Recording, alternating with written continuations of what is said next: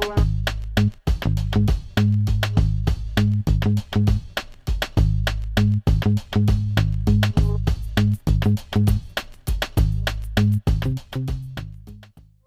everybody, Ethan Nash here. Folks, over the next several episodes, I am going to go through the 4 different behavior styles.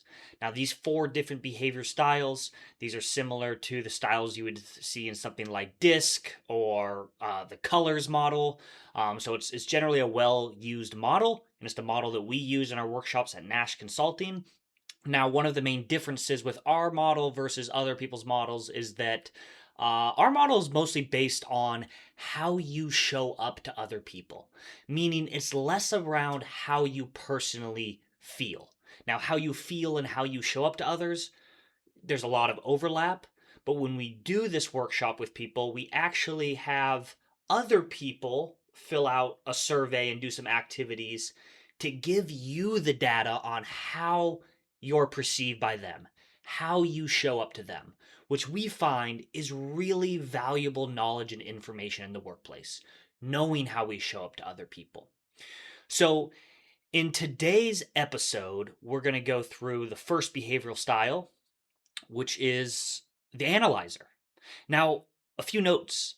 Um, just for skeptics out there and people that need to hear this stuff. First off, again, there are 4 different behavioral styles, and of course, this is just a model. And a model is a simplified way of communicating or explaining something complex. And in this case, that is human behavior, which is extremely complex. So, yes, we all know that this is a bit of a crude tool in a sense. We all know that if there's 100 people in the room, that means there's 100 different behavior styles in the room. But what is true, what we find to be true, is that we can look at a group of people and observe a group of people and recognize that everybody has a bit of a home base in terms of their behavioral style. Okay. And I find that when we can understand not only kind of our home base in terms of how we show up to others, but the home base of other people that are in our lives and that we work with, that is a bit of a superpower. So again, it's a model, it's a bit of a crude tool, but just because it's a model doesn't mean it's not extremely useful and practical. And I certainly find that to be so.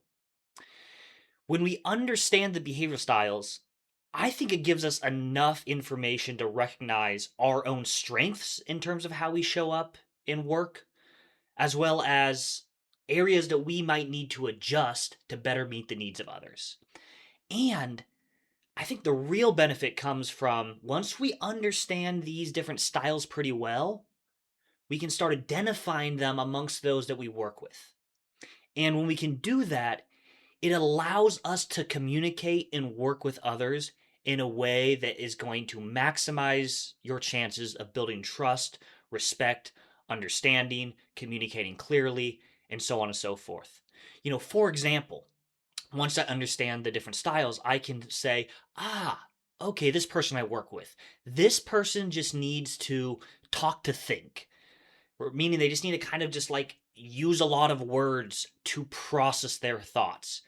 So once I get that, I can understand that I am not going to take everything that comes out of their mouth as their truth. This is just their process for processing. And so, I'm going to allow them and just let them kind of spitball here without trying to correct or intervene or anything like that. So that's one example. Another example would be once I understand the styles, I really get that, this person, when I work with this person and communicate with this person, I need to speak more to the data and the evidence more so than speaking just to kind of our emotional or gut feeling about a thing. And that's how to best communicate with this person. Or another example would be, hey, this person really wants conciseness and they want straight talk when I present to them. And that's the best way to get through to them. Or, this person needs a little bit of small talk, a little bit of relational touch before before we start kind of getting down to business. And that's how we're going to best be able to collaborate with each other in the long term. So, again, understanding these broad styles gives us the data to tailor our interactions, tailor our communications to others. Now, the last thing I'll just point out here before I dive into our first style today is that, again, the theory is we all have a home base. So one of these four styles is our home base. And then we also have a secondary style that interacts with that home base. And of course, we probably have a tertiary style as well. But what I find to be most useful is to focus on uncovering, hey, what's probably my primary style and what's my secondary style? And then what's the primary and secondary style of those that I'm working with or interacting with most frequently in my workplace or in life. And that gives you good information for you, once again, to be effective in your collaboration, communication, build trust and respect. So, all of that said, today we are going to discuss the analyzers. Now, by the way, when we teach this workshop, when we do this workshop with teams, there's a lot of activities and background knowledge and background theory that leads us then into explaining the four styles. But here I'm just going to give you a somewhat concise review and overview of the four styles. So, analyzers. With each one of these behavior styles, we have the 7 organizing principles of each of the styles. And so think of these as each style's kind of wants, needs, and expectations in the workplace in terms of how they appear to show up. So, with analyzers, first, here are the 7 organizing principles, and then I'll go through each one in a little more detail. This is high expectations. Number 2, information and details. Number 3, accuracy and honesty. Number 4, time to process. Number 5, respect for their inner world. And number 6, to be asked and heard. And number 7 is stability and consistency. All right, let's do this. Let's dive in. So let's talk about high expectations. Analyzers tend to have high expectations for themselves and others. Now, they may not actually feel that way, but they what? Remember, they show up in a way that appears like they have high expectations for themselves and others. And that's a theme across all of this. You may not feel that way, but that's how you show up to other people. So, first off, let's talk about some of the blessings and benefits of someone with high expectations. Maybe state some of the obvious here. Someone that has high expectations, they're going to have a high bar for quality. They're going to work hard. They're going to motivate others probably to have a high bar. They're going to help us avoid mistakes, right? Making sure that we're dotting our I's and crossing our T's. Again, they're going to push for quality. They're going to push for excellence. And we need these things in the workplace. Duh. So a lot of beautiful gifts that come from this. And with any one of these styles and qualities of the style, everything's a double-edged sword, right? A quality is a strength in one context and maybe a liability or weakness in another context. So where could this potentially get in the way of our analyzers? One way it gets in their way is this vibe of kind of perfectionist, if they're not careful. The vibe can sometimes be, when you work with an analyzer, you are not going to meet my expectations, which can sometimes land as you are not good enough yet. Now, with analyzers, you sometimes get this trifecta, which is, the first thing is they're hard to read, they're less emotionally expressive, okay? And you would now add that they have high expectations.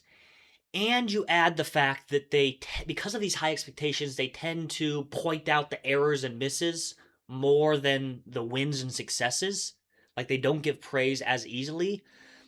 And what that can equal, if they're not careful, is they can come across as a bit critical and a bit hard to please. Just this vibe of you have not pleased me yet. And again, they might not feel that way, but that's how they can come across sometimes. And how does it feel to be in a relationship with someone that is hard to please?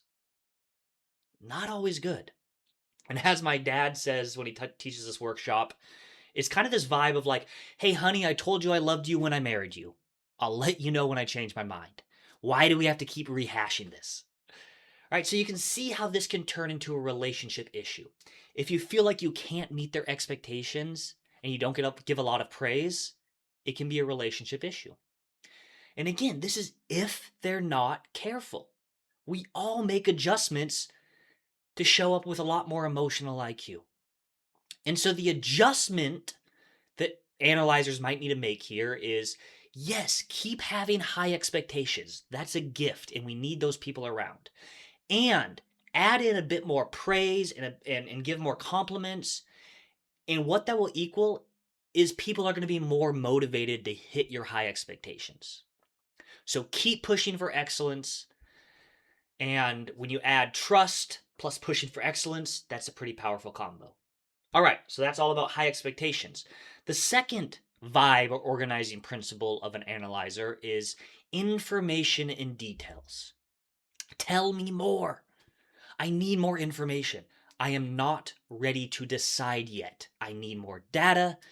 All right, so these are the people that try to understand and just gather all the information, which really helps us avoid errors, helps us avoid redoing work. Okay, they kind of measure twice, cut once, and they, in meetings and stuff like that, they ask questions that we don't always think to ask, or pieces that we didn't know were missing.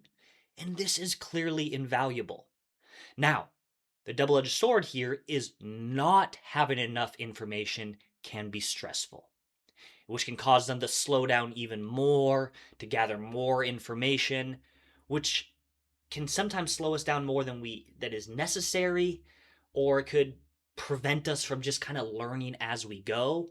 So at times they can take too much time to gather information because not having the information and then needing to go do the thing can be stressful. But we can't always have all the information, can we? All right. But again, this is part of their gift. They help protect us from errors. They help us identify gaps. And sometimes we need to move forward without all the details. All right, so number 3 for them is accuracy and honesty. Now, this is a weird way of saying this, but they tend to get things right. And I'm not just saying that because I'm an analyzer. I mean, like, they get things right, not meaning like they know everything, but they measure twice, right? They collect the details and information. And so, given that, it's important that what they say is both accurate and honest. And accuracy and honesty can be the same thing in their mind. So they're going to work hard to be accurate, which means a big tension point for them might be hearing, no, you're wrong. Because they spend a lot of time gathering the information in the details, and they probably wouldn't put out a thought or opinion if they didn't think that they were totally right and had all the information. So hearing you're wrong is a big tension point for them. And with this, it's important that what you say is accurate and honest. So, for example, a promoter, which we'll cover in a later episode, when they say there was 50 people at the meeting, an analyzer might be thinking, well, no, there wasn't. They're lying. There was 42 because I counted. Now you can see how this can turn into a bit of a trust issue when we have two different styles, not understanding that there are just different ways of showing up and communicating in the world. Right? Not everybody communicates with the exact same accuracy as analyzers. Now, given this focus on accuracy and honesty, in a sense, analyzers are the easiest to trust, meaning just like we can kind of trust what they're saying because they've done the work to make sure it's accurate. And with that, they can sometimes have the hardest time extending trust because they expect accuracy and honesty in a different way than others. Now, quick story here. So, a business partner, in my life, we went through a period of time where I was really just doubting his word. And it kind of got to a place where I started seeing him, and it's hard to admit this because it's not true, but I started seeing him as a bit of a liar. Like that was the interpretation that I put on him. And when I explored this with myself, why have I got to this negative place with him where I'm just now not really believing anything he tells me? What I realized what was happening was, well, first off, he's a promoter and I'm an analyzer. And he would, when we were in conversation to make decisions, he would try to convince me of something by saying something like, oh, I've talked to a lot of clients about this and this is what they think. Or, I've heard from a lot of our team members. And then when I would press him on that, he could usually name like one or two or three. Now, to me, two or three is not a lot. That's not accurate. And I interpreted that as, and so that's not being honest. So over time, I just stopped believing him. And I was started to operate as if he was a liar. Now, do you think he was purposely lying? No. He was promoting. He just wasn't analyzing it to the same degree that I would. And so we had to go back and we had to restore some trust and respect with each other. And that was on me. That was on me for recognizing that this is just a different way someone communicates. And I need to lean more towards the most generous interpretation of him rather than the least generous interpretation. So, again, there can be trust issues when trust and respect are broken, especially when we have the opposite behavioral styles communicating with each other. All right. All right, that was all about accuracy and honesty, which is a big one. Number 4 is time to process. Analyzers, they want time to decide, time to know what they think, time to gather all the info, time to get all their ducks in a row. Now, I had these 2 direct reports on my team in the past, and when I would present a decision that I needed to make to them and asking for their thoughts and opinions, one of my direct reports would almost always say, hey, let me think about that and get back to you. And she would take a day or two and come back to me. My other direct report, she would just kind of talk it out right there in front of me and just kind of spitball and process through words and then kind of land on her opinion and decision right there in the meeting. So just 2 different styles of coming up with someone's thoughts and opinions. And analyzers, they just need time to process. All right. So, one way to think about this is of the 4 styles, analyzers and listeners tend to think to talk, and conductors and promoters tend to talk to think. So, a big misread when it comes to our analyzers is that we're in a meeting with them or something and they're disengaged because they're not showing a lot, they're not saying a lot. So we assume they don't care or they don't have anything to add here in this meeting, so we don't check in with them. But the reality is they just need time and space to process. All right, number 5 is respect for their inner world. Respect for the inner world. Just know that analyzers tend to show up in a way as if they are withholding a lot of stuff. Withholding a lot of emotions, a lot of expressions, a lot of words.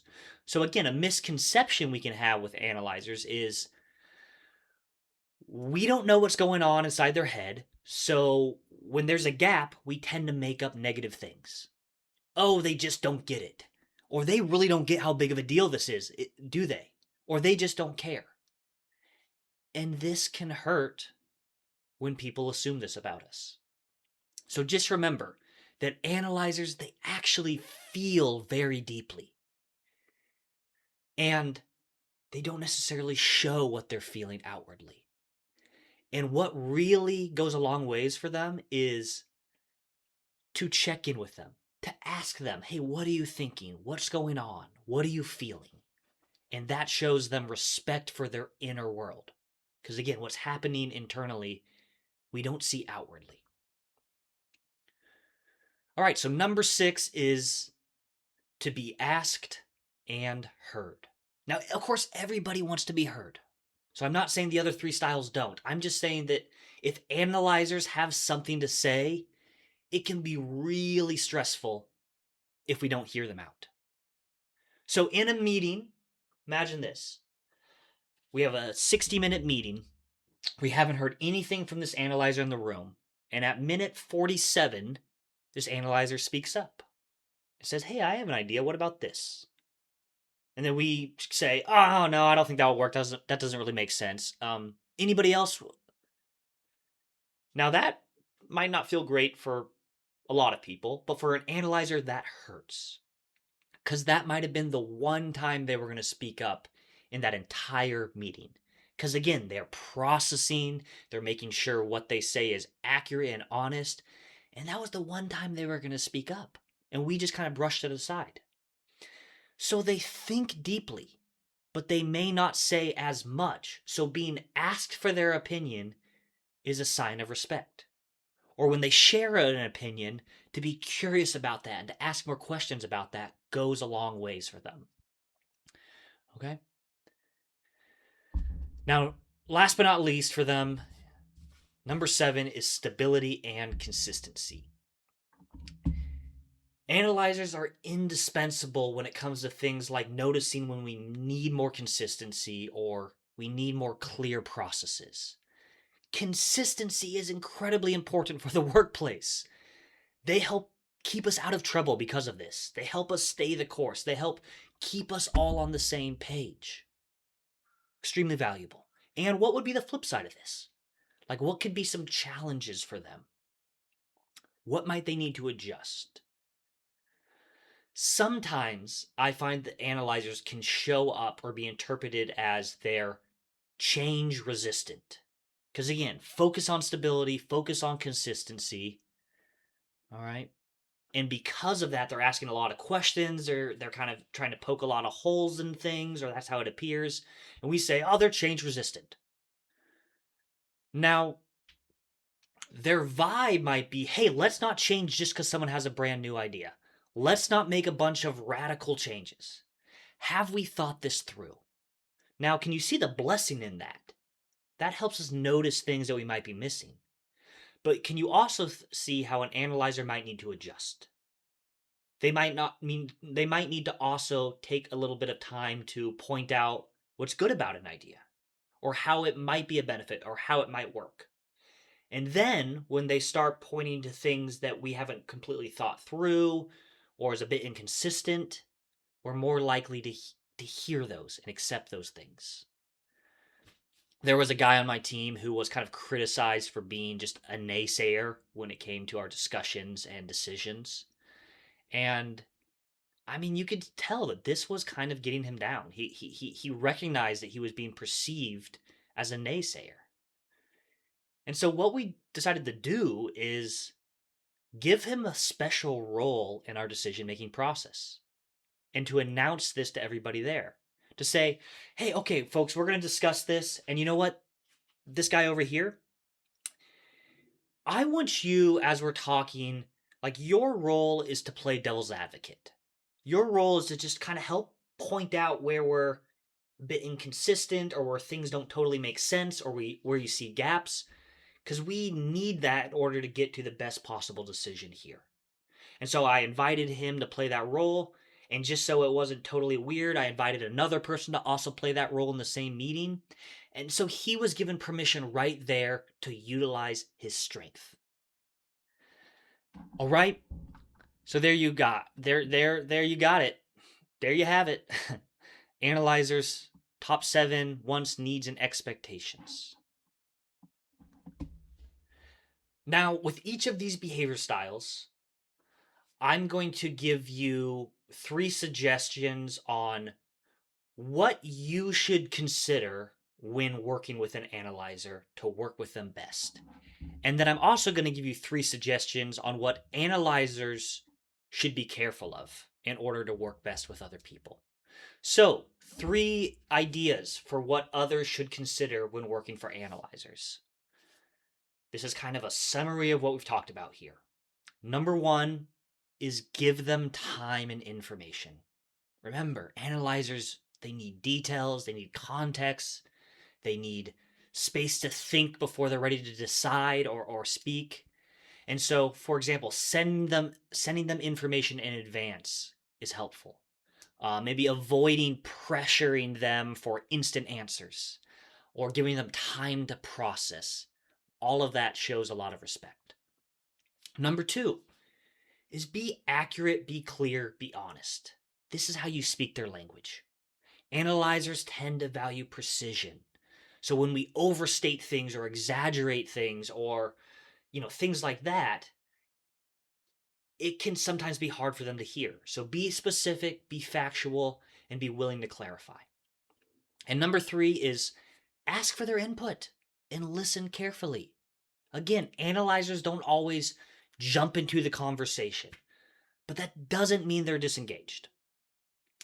When they do share, they have often thought deeply about it. So asking for their perspective and taking it seriously will build trust and respect. Now, here are 3 suggestions for what analyzers can be more careful of, things that they might need to adjust to work well with others or to work better with others. Because remember, we don't all have the same wants, needs, and expectations. So number 1 is remember to balance your high expectations with encouragement. Your high standards are a gift. Lean into those.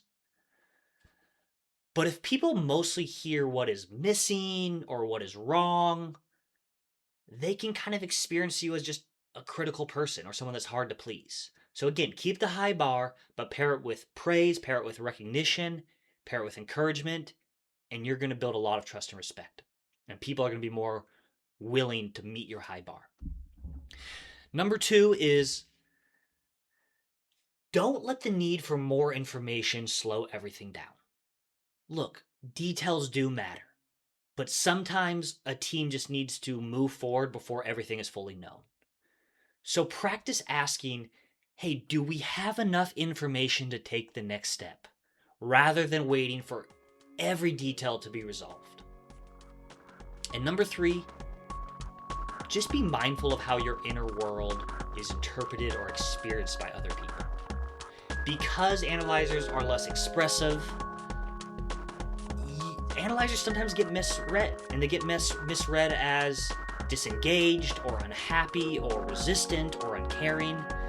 And at times, as an analyzer, we just need to give people more words. We can't expect our analyzers to show more emotion if that's not them, but we can give people more words and let people know what you're thinking, how you're feeling, and that will go a long ways. All right, folks, that's your analyzer. Tune in next week, and we will be discussing the promoters. Ta-ta!